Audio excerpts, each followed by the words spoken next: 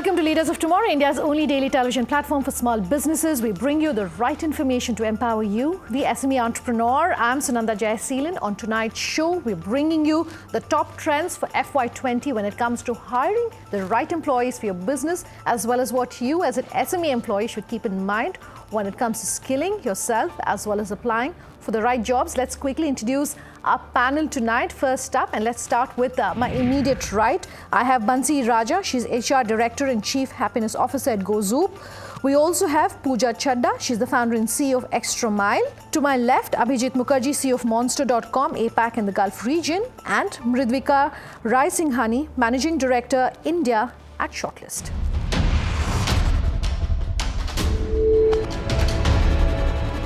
Such a pleasure to have each of you here in the studio with us.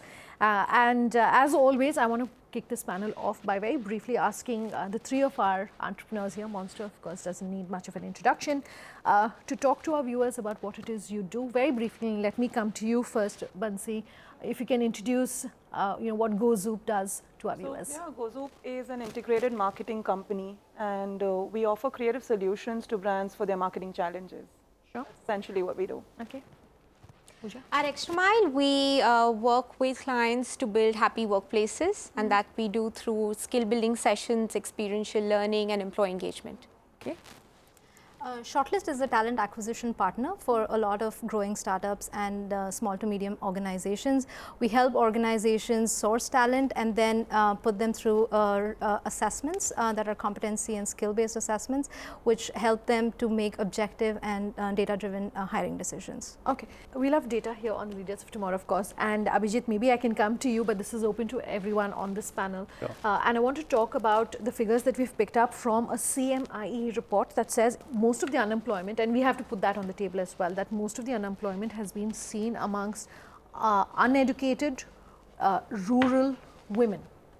With that being said, as we're entering FY'20, do you think this is perhaps a cause of concern that we could start seeing a ripple effect of this unemployment on India Inc. as well, whether it's in Tier 1, Tier 2, Tier 3 or smaller big company? Not really. I think there's a lot of skilling which is happening within the organizations and by many organizations outside.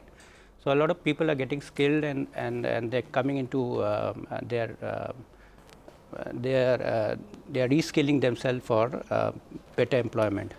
So and the kind of skills also that are being required that's creating new jobs. So if you see, technology is not just taking away jobs, but it's creating new jobs as well, right? So the skills that are being required, whether it's in the Tier 2 or in 3 or even in the larger cities, is also changing. We're seeing the need for skills of collaboration, of critical thinking, creative thinking.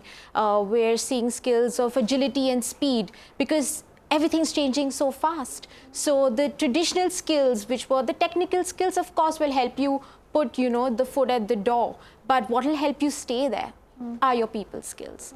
And even within the people skills, the kind of job requirements these days, purely because of how the environment is changing, whether it's climate change or a shift in global economic mindset, or if it is technology, the skills required themselves need to be upgraded. Sure. And to add to, I think, what Pooja said, there was a recent research report that I was reading which mentioned employability rates are actually increasing, with 2019, and especially Tier 2 cities, Tier 2 and Tier 3. How would you define employability?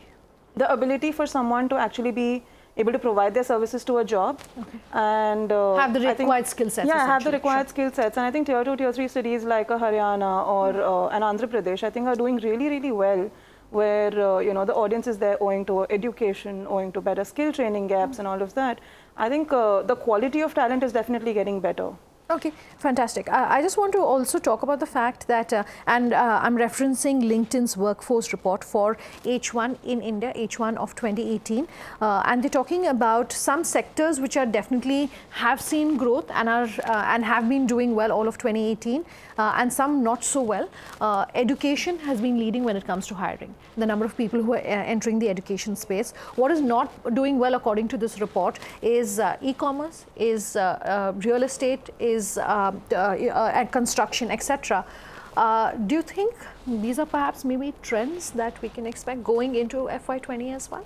As talent acquisition partners for a lot of education companies that we work with, it's accurate that the hiring is on a uphill for a lot of education companies. There are construction companies, real estate companies that are hiring, but not as comparable to And you think that's the trend that will continue? It will continue because like education is also sort of taking turn into ed tech space, and wherever you have technology come into play, the jobs of tomorrow just change. Okay. One thing I'm hearing from this panel quite a bit from each of you is the hiring that's happening in Tier 1 versus the hiring that's happening, for instance, like you're saying, Haryana, Chandigarh, etc. So the hiring that's happening in the metros and the hiring that's happening in the non-metros, and that's happening in the Tier 3, Tier 4, etc. What's driving that growth, and is that a sustainable growth? Maybe I just want to explore the factors to help our viewers understand that perhaps this is something that we can expect will sustain over the next 2-3 years. So availability of skill sets, people there, low rates of real estate, good business environment. I think, for example, in one of our large tech centers is in Coimbatore, so we really have very good people there. So these are trends which will aid in hiring in these spaces, in these smaller cities. I would also say the talent is looking to move to places that can give them a better lifestyle than metros today. So people are open to looking at moving to a Pune, to a Hyderabad, to a Coimbatore, as he mentioned, because the quality of life, the opportunities are being well presented by the employers and corporates there as well. Mumbai, Delhi, we're, the e-commerce space or any industry as such is really saturating in the space. And they have no choice than to move to Tier 2 and Tier 3 now to explore the markets and widen their horizons further. And one of the trends that we see is that of gig economy. People want to work from distributed locations. People have distributed team. Shortlist alone has offices in US, India and Africa. So people are open to sort of working from anywhere and at any time. So the lines are actually blurring from where you work, whether it's Tier 2 or Tier 3 or Tier 1. Okay, so the whole trend of people migrating to metros, you're saying, is over, or is it slowly changing? It's tipping off, I think. Okay. Let's talk about, and this is something that you, Bansi, were talking about, is the skill sets of people, the employability, and I asked you to define employability. To all of you on this panel, various industry reports, whether it's in the tech industry, the auto industry, talking about the fact that the students who are coming out of colleges today do not have the skill sets for the jobs that they're entering. You are working to some extent in that space as well. But how is this going to change? Have you started seeing, reports suggesting 20% only is the number of students who have the skill sets for the jobs they're entering. This was true 3 to 4 years ago. Have things started changing? So we see a lot of, of course, my folks here would be able to throw more light on the pre-hiring stage. What I have seen is companies spending a lot of time and resources on employer branding. So it's almost like acclimatizing the potential hires on what the culture is, what are the skill sets that will be required if they had to, take up that particular job. Having said that, despite all of that employer branding taking place, even post-hire, the clients are still coming back to us with the same issues of the employees not having the right skill sets. So right from the pre-onboarding to induction, they specifically give us certain skills that they want us to help in the team building sessions that take place during the induction. Even post, on the job when the employees have been put into the market and they are working on the job, there is, a sort of a survey done, or the manager highlights certain issues that they see in the skills, and then they rope in engagement companies and team building companies like us to help foster those skills. Skills like teamwork, skills like collaboration, skills like empathy building, ethics, morality, all of these things, no matter how technology may influence skill building, these have to be done face to face. These have to be done on the job. Okay. So going back to my previous question, and since you are in the pre-hiring stage, have things changed on the ground? Are they looking better? Yeah, definitely. I would say when we look at skills, at the time of hiring, we break them down into two parts. One is the technical skills that are, that can be assessed on a platform like ours. When we go a level deeper on assessing and evaluating individuals and candidates on behavioral competencies, such as, which are very unique to humans, which are in the space of critical thinking, empathy, or being able to work in a dynamic work culture. There are organizations wanting to invest in assessing them even before they make hires. Sure. And there are assessments assessments companies who are who have gamified versions of simulations of how this person is going to react if actually put into this position on a Monday morning. I'm going to take a very quick break on that note, but on the other side, we will talk about the role that technology is playing when it comes to hiring the right candidate, as well as for you, the employee, in terms of upskilling yourself. Do stay tuned. Back after this very short break.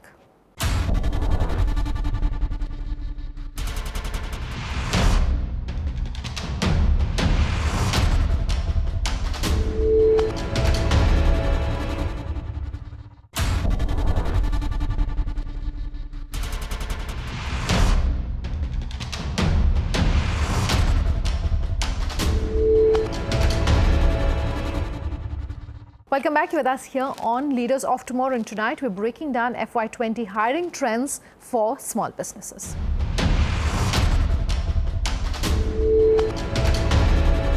Just before we slipped into the break, we were talking about the role of technology, and I want to break that down into multiple aspects. First and foremost, everyone says be careful about what you're posting on social media, because now social media is becoming so crucial when it comes to what employers are looking at, both from an employer perspective and an employee perspective. If this panel could break it down in terms of what one should really be looking at and what one should be aware of really when it comes to hiring and looking at social media.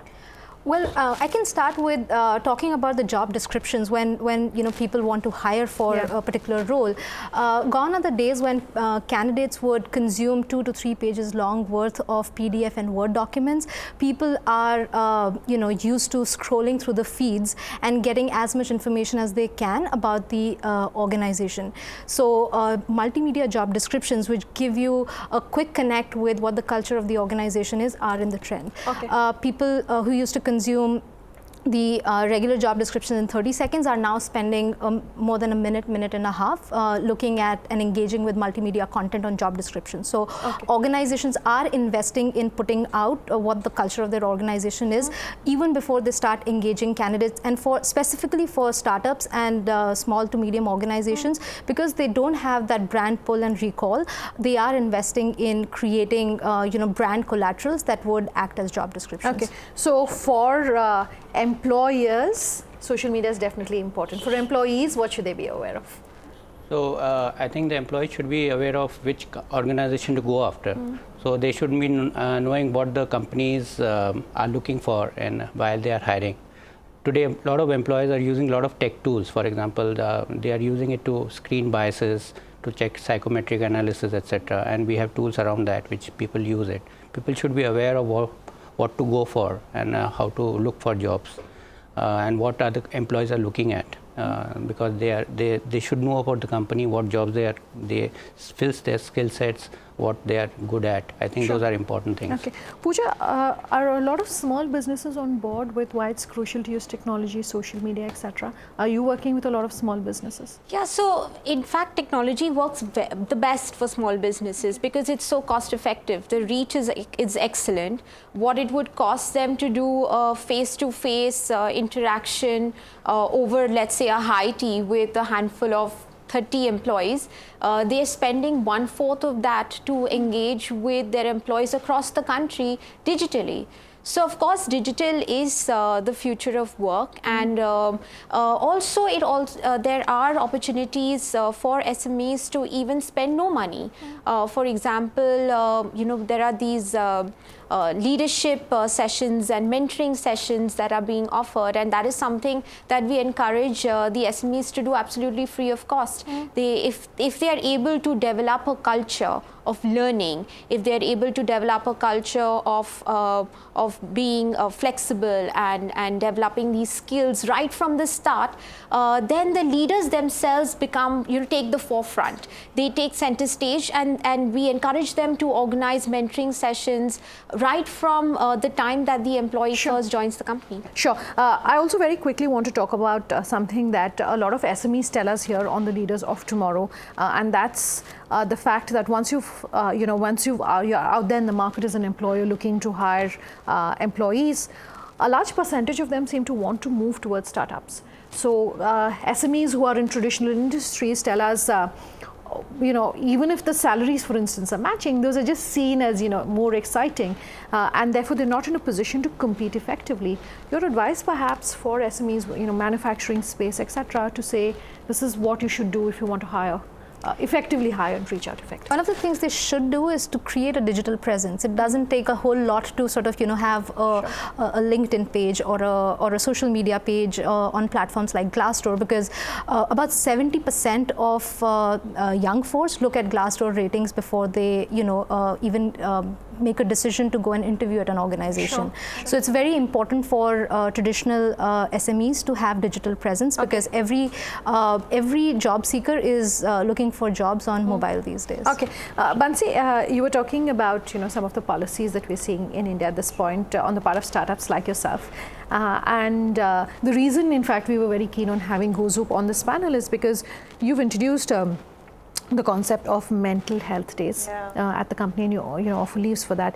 You give a menstruation leave as well. That's not something we see very often. Why was that crucial for you to have those kind of policies? To be very honest, we were very surprised when the policies got so much PR attention, because for us it was just a very genuine initiative to solve a problem that we had internally. It was actually suggestions from our team itself that spoke about how they'd like more comfort during menstruation, or people going through, because right now a lot of mental health issues are cropping up at various organizations, and people genuinely having a casual conversation that this is what we really go through and how do we sort of solve that space for us. And coming up with menstrual leaves or mental wellness days was just an initiative to sort of solve those problems. So we were actually very startled when so much PR attention gathered around, and then another company also, I think, followed suit with menstrual leaves. Sure. But I think our intent is just very genuinely offering a space that an employee can thrive in, can work the best in. Because for us, it's very important to channelize these most productive years of an individual. Most of our audiences, are millennials. So you wouldn't want anything to sort of come in their way. And I think hence these policies sort of really add in a lot of value to let them work at their own comfort zone. And large corporates are learning from this. So if you see paternity policy now, there is... it's still 1 week, right?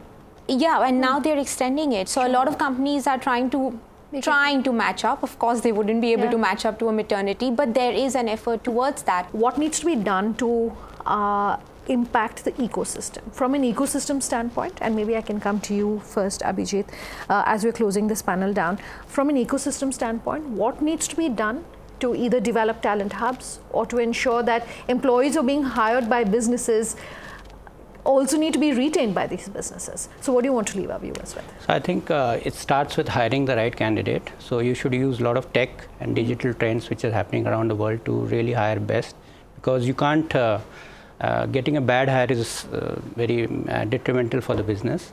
Secondly, once you've hired a person, you should do everything to engage that person. So everything to not only be satisfied, but be engaged in the full sense of the word. So a person who is engaged will give his best in the organization and create all things which are responsible for make that to happen. Help him to reskills and give him soft skill and training, etc. And all those policies which enable him to stay and be in the company. Sure. Ritvika, when I'm talking about the ecosystem, I want to talk about the role of the government and the role of the corporates in developing and sustaining this ecosystem. What do you think needs to be done?